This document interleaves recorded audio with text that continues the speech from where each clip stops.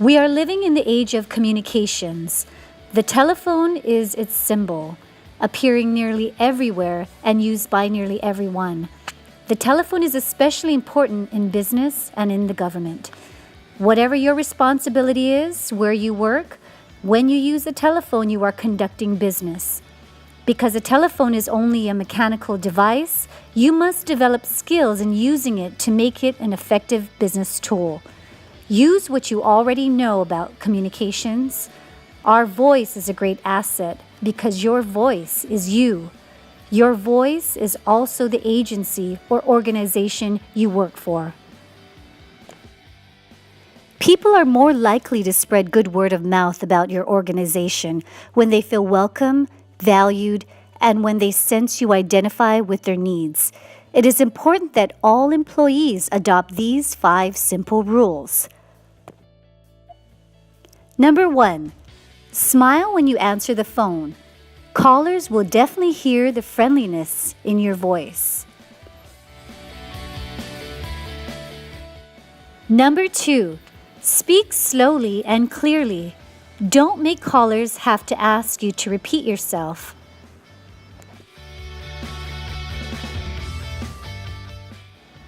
Number 3, refer to callers by name.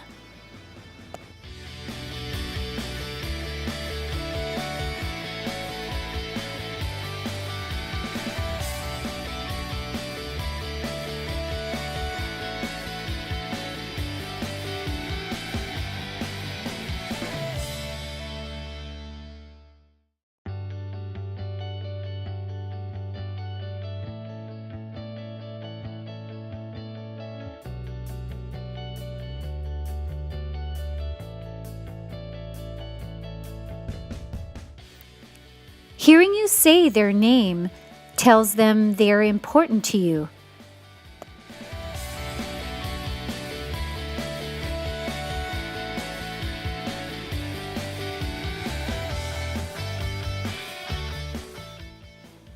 Number 4, be friendly and courteous.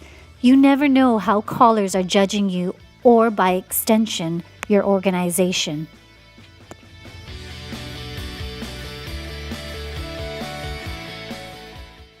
Number 5, apply the golden rule to every caller. Treat them the same way you would like to be treated.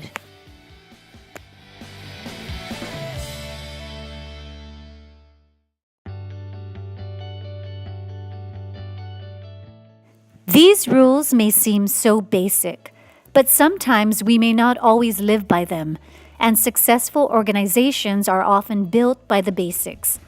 Like a customer-centric attitude and the understanding that every phone call is a chance to show our Islander pride.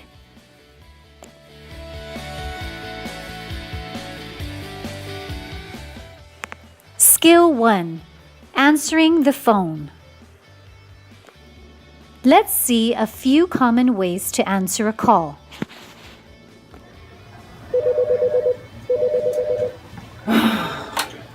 JFK.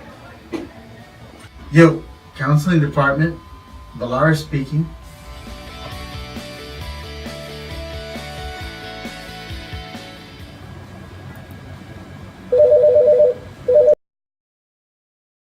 JFK, how may I help you? You just saw 3 ways to answer a phone call, and all 3 could have been done much better.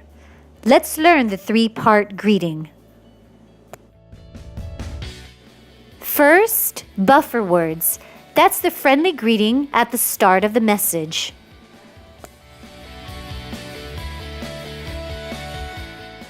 Sample buffer words are half a day, good morning, good afternoon, thank you for calling. It's the welcome mat and the expendable part just in case you get cut off. Next, your school name or department name. And finally, your name. By the way, asking how can I help you is not needed on an initial greeting. It might cause the person to forget your name because remember, anything after your name erases your name. Use your buffer words, our school name or department name, and then your name, like this. Half a day, John F. Kennedy High School. This is Chelsea. If someone else answers the first incoming call, then puts the call through to you, instead of the school's name, you use your department name. Good afternoon, Counseling Department. This is Mr. Palarca. A while back, USA Today surveyed readers on their pet peeve on the telephone. Over 1,000 people responded, and what they learned was very valuable. Do you know what the number one pet peeve was? It was being put on hold. And it was not so much of being put on hold, but how they were put on hold. Yeah, I'll check her office. Hold on.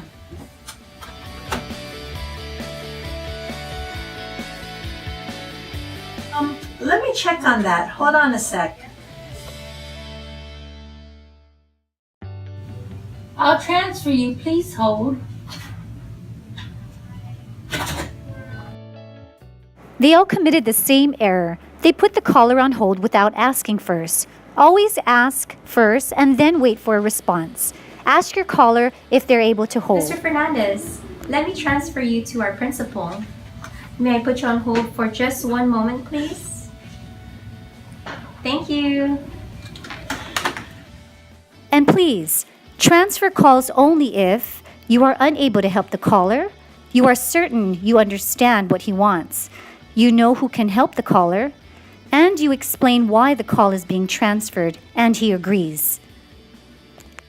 Next, always be courteous. In your absence, have someone answer for you. Mrs. Cruz will be out of the office for about an hour. May I ask her to call you? Mr. St. Nicholas is in a meeting. Would you like to leave a message?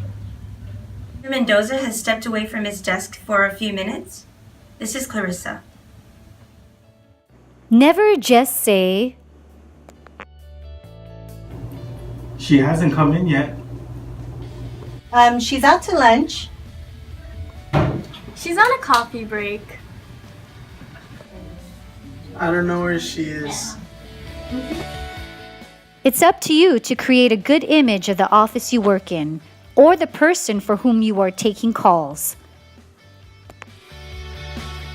Here are some things to have by your telephone: paper and pens, telephone message forms, reference materials, and a frequently called number list. Taking messages. Request details courteously. Do not demand information. A proper message includes called person's name, caller's name and department or agency, time and date, message, action to be taken, and your name. Be a good listener. Always be alert to what the other person is really saying. Say goodbye pleasantly. Let the other person hang up first. Hang up gently. Space calls with a short interval between each one. Someone may be trying to reach you. Be willing to help. The caller may have been transferred before he reached you. Avoid words like, okay, yeah, uh-huh, bye-bye. Instead, say, Yes. Goodbye. Of course. Certainly. Another simple way to help you promote a more positive image and to be friendly and courteous is to use words with pleasant overtones. Words generally have two meanings: the dictionary meaning and what they mean to people. Use words like Outstanding. Genuine. Appreciate. Helpful. Admirable. Pleasant. Wonderful. Courteous. Fair. Ability. Comfort. Responsible. Capable. Reliable. Imagination. Faith. Next, telephone etiquette. Here are some points to remember. Speak directly into the mouthpiece. Do not place fingers on the mouthpiece. Your voice will be muffled. Speak in a normal tone and volume. Don't use a telephone while eating or chewing gum. Keep personal telephone calls to a minimum. Did you know? The telephone receiver will transmit sound even though the mouthpiece is covered. Did you know? Conversations are transmitted when the receiver is pressed against the chest. And when calling an office or person, never, never, never immediately say, "Who is speaking?" Hafizu, who's this?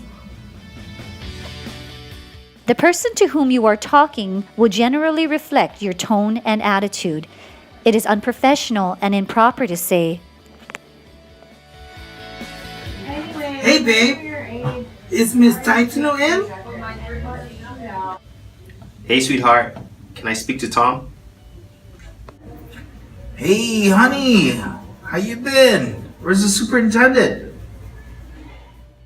Be aware, words can and may be interpreted as a form of sexual harassment.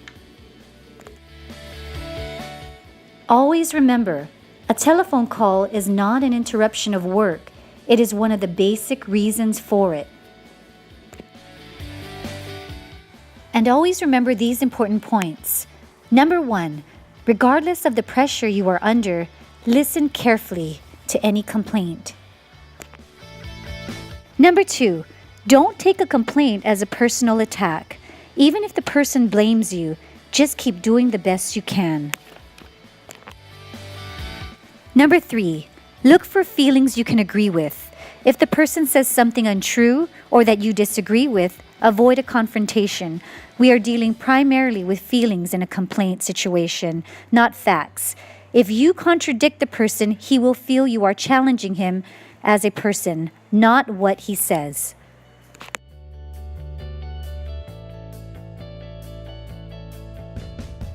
Four, customer satisfaction is the key to handling complaints.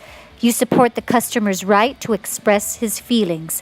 Help him decide what he wants to do, and then see that it gets done. Number 5, if you cannot solve the problem, always refer the person to someone who can. And finally, you should be most cheerful and your gracious self when a customer is complaining to you. Proper handling of a complaint can build goodwill for your organization. Thank you, and Biba Islanders!